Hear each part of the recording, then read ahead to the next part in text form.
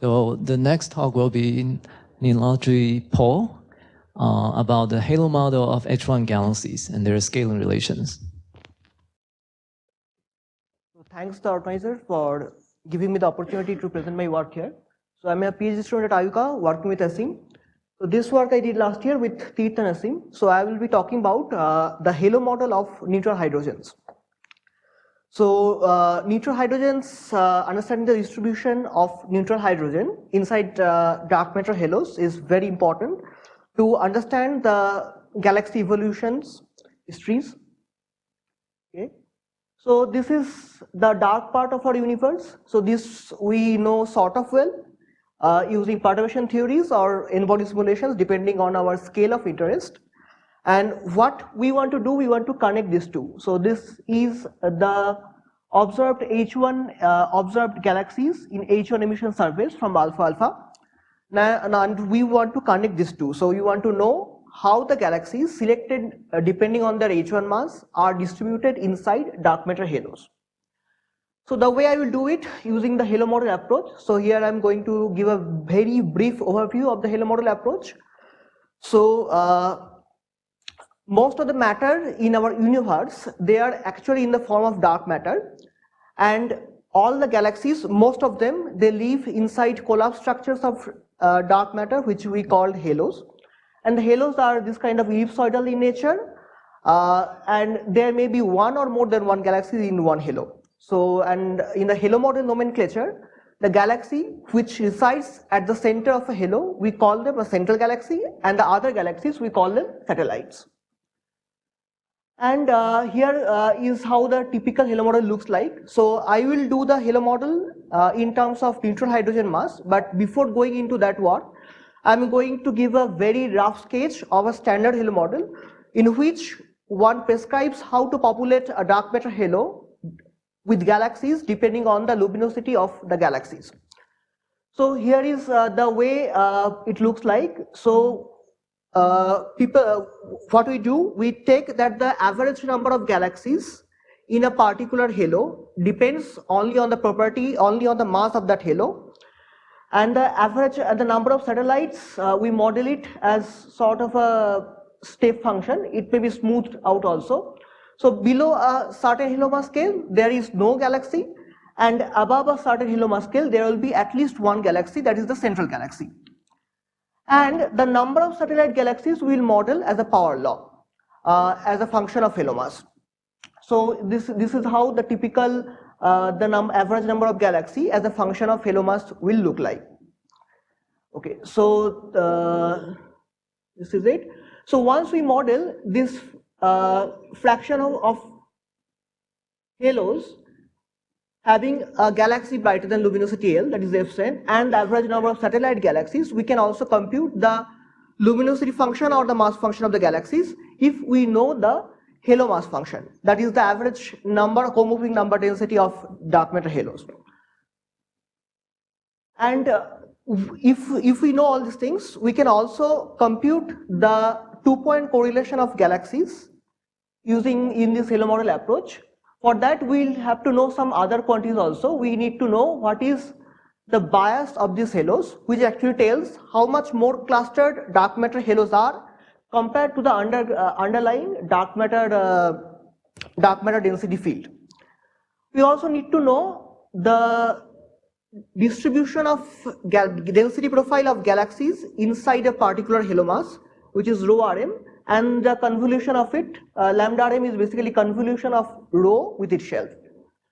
Okay, so these are the two halo terms and the one halo terms of the power spectrum. So basically by this we mean that if the galaxies are living inside two different kind of halos, then their power spectrum or their correlation, we call it the two halo term of the correlation. And if the galaxies are living inside a single halo, we call their correlation a one halo term of the correlation function. So from the halo model approach, we can compute all these things. These are our models, this Fn and n bar sat, and we can constrain these models using the observational data of two-point correlation function and abundance of galaxies from different surveys. Okay. So the way I am going to make the halo model of H1 galaxies is slightly different than the standard Halo model approach in which one models the Epstein and N-bar set using some fitting form. What we are rather doing, we are taking the Halo model of optical galaxies from previous calibrations. So this is my phi. So this is my phi L given M. G is the galaxy type, which may be central or satellite. And I have, so these are my red galaxies, which are the opticals.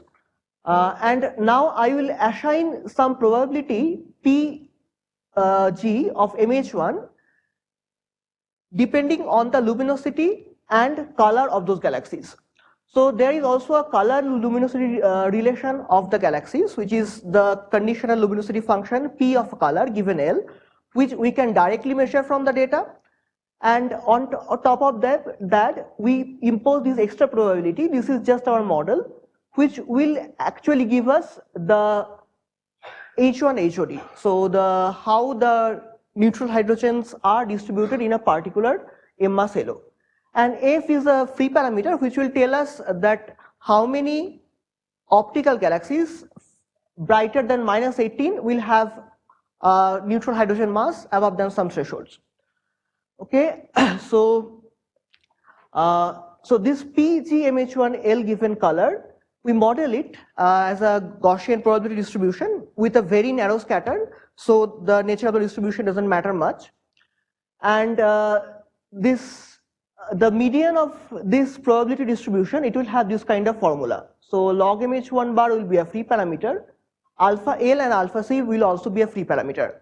So log MH1, the mean number of neutral hydrogen mass can differ for the centrals or the satellites. The alpha L and alpha C we kept same for both the central and satellite galaxies. Now you can ask me why I am taking this kind of complicated form of the color. The reason is the following. So from separate observations, we expect that neutral hydrogen mass and stellar mass to have a kind of power law dependence. Okay, and on top of that, we have seen from the observations of optical galaxies that the stellar mass, so M is the stellar mass, it depends on magnitude, optical magnitude linearly, and also depends on color in this particular way. So we also expect that our neutral hydrogen mass to have a sort of linear dependence with magnitude and this kind of dependence with color. That is why we took this kind of formula. Now, once we got this HOD of the H1 galaxies, we computed the 2-point correlation function and the mass functions of these H1 galaxies from our Halo model approach. And we compared them with the observational data of 70% complete alpha-alpha survey. And this is, here is the posterior distribution of the parameters in our model. So F is the fraction, so you see that almost 80% of the galaxies which have magnitude less than -18 will have some H1 above 9.8. So one thing I want to emphasize that we could constrain only galaxies in the alpha-alpha sample which will have H1 mass above 9.8 in log scale, because the low massive H1 galaxies, their optical counterparts are actually fainter than -18. So we did not have the calibrated HODs of those galaxies. So our H1 HOD model is valid for intermediate and massive H1 galaxies. Okay, and here is how the correlation function and the mass function looks like. So we use these 4 points. Okay, so this 9.8 and above, these points as a mass function, and these 2 thresholds 9.8 and 10.2 to constrain the parameters in our model. And we could find that they are describing the data pretty well. So dotteds are our model, and the higher order curve, like the higher order threshold, like 10.4 correlation function, that is also predicted in a pretty nice way. Okay, and the chi-squares also were pretty good. So these are total chi-square. And we found that the HOD of these H1 galaxies, they look in this way. So in the intermediate mass, like if you are in the regime of log H1 mass 9.8 to 10.2, you actually need satellite galaxies. Satellite galaxies contribute significantly to the H1 mass. But once we go to the very high, massive end, like log H1 mass greater than 10.2, there are practically zero contribution in the H1 mass from the satellite galaxies. So all the neutral hydrogen contribution is coming from the central galaxies. Okay, so now this is how the H1 mass and stellar mass prediction looks like from our model. So we did not use these data points to calibrate our model, but still we got the same trend of linear H1 mass and M-star mass as observed from separate observations of Maddox et al. But we got a little systematic downward shift in our model, so that was a drawback. But still, we didn't actually use this data. So the trend we are recovering correctly. Okay, so we could also compute what is the density of neutral hydrogen per unit volume as a function of luminosity and color. This is how it looks like. So we find that the most of the contribution of neutral hydrogen is coming mainly from the faint and the blue part of the galaxy sample. So we did not, while modeling, we did not assume any of this kind of physics, but it is already telling us, the data was already telling us that you have to put the H1 mainly in the faint and blue galaxies.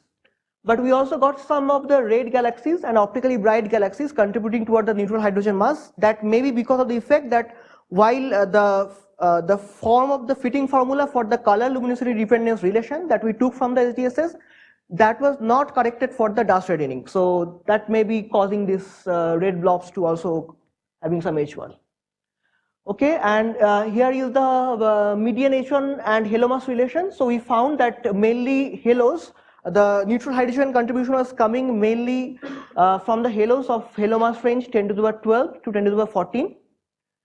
And once we calibrated our halo model for at shift 0, if we assume that this halo model parameters and all other relations like the once we assume that our halo model calibrations are independent of redshift, we can actually compute what are the typical number of optical and H1 galaxies will be observed in the overlapped region of upcoming surveys like SK and LSST. And we found that in the overlapping region, in a very minimalistic way, that SK and LSST will observe around 10 to the power 7 optical galaxies with optical bias of approximately 1, and around 10 to the power 6 H1 galaxies with bias of the order of 0.8. Okay, so these are the summaries that we built our halo model using some scaling relation prescriptions based on the previous calibrations of optical HODs, and we could explain the distribution of neutral hydrogen mass above log MH1 greater than 9.8 in a pretty well fashion using the 2-point correlation function and mass function measurements.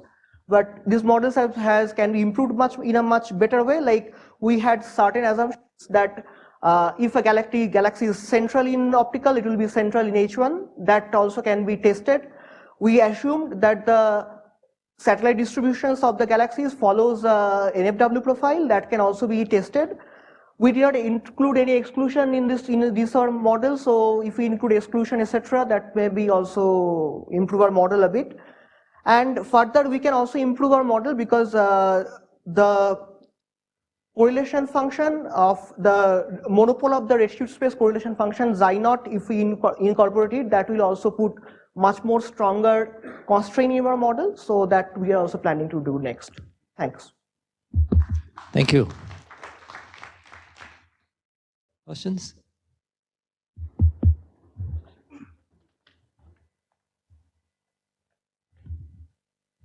So there is a very tight correlation between V rotation of galaxies and M stellar, Katz et al.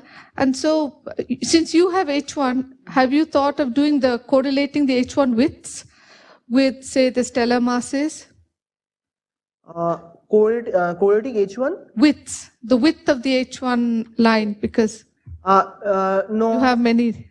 Yeah, so basically we have not done it in the data level, but so basically we were trying to use some modeling, only based on 2-point correlation functions. Yeah, we can think of these things later.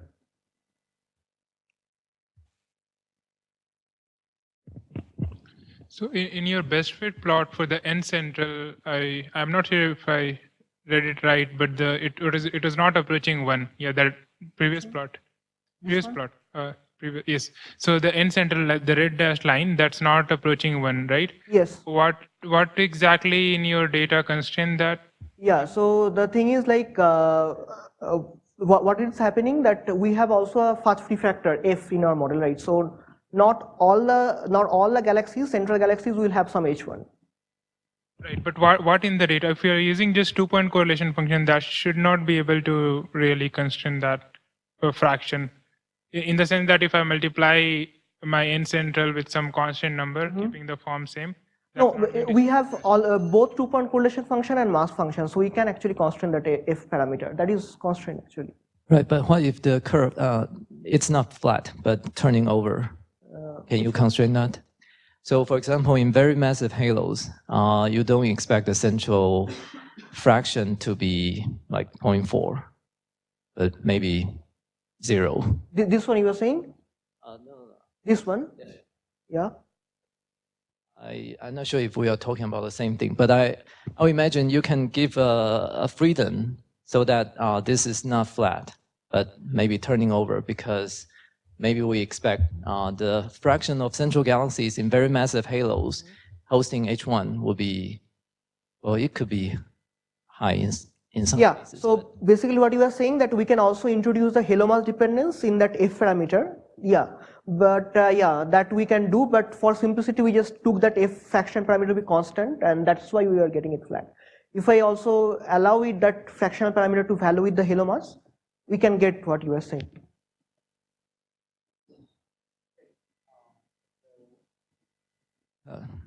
Thank the speaker again.